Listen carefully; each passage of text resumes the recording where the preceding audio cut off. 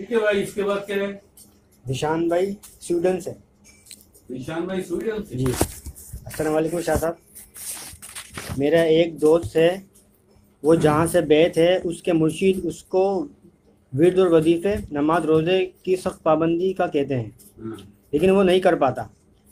इसको मैंने आपके बारे में और कल्बी ज़िक्र के बारे में बताया तो वो अपना मुर्शिद छोड़कर आपको मुर्शिद बना सकता है।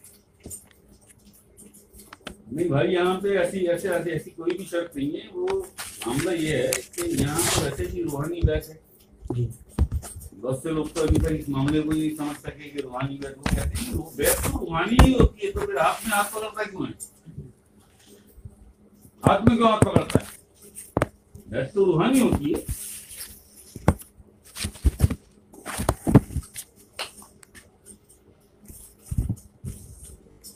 हुजूर ने भी बैत किया था ना वैसे करनी को जी।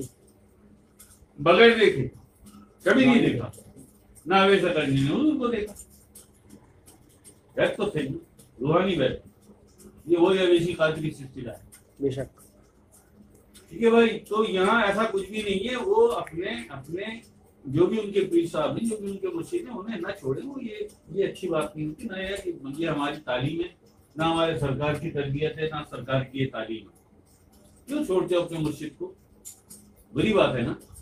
लगा रहे, एक लाइट जल रही है, एक और हम जला देंगे। क्या बात भाई, एक जल रही है, एक और हम जला देंगे। यहाँ बैत थोड़ी है, यहाँ तो फैज है। यहाँ कल्बी जिक्र का इज़न दिया जाता है। वो कल्बी जिक्र का इज़न ले ले और जो भी उनके पीर साहब है, जो भी उनका हमेशा अदब करे, उनका हमेशा अदब करे। कभी भी उनके अदब में कोई कमी ना होने दी। ठीक है जी।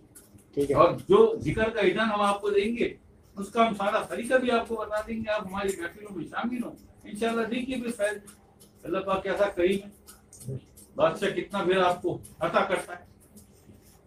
ठीक है जी। तो भाई जरूरत नहीं है किसी को। स्वीडन से कौन था ये? जिशान जी निशान भाई, आप उन्हें मना करें, बस उनसे ये कहें कि वो कॉल कर लें, व्हाट्सएप कॉल करके वो जिक्र का इज़न ले लें। तो स्वीडन है भी तो बड़ा दूर यार।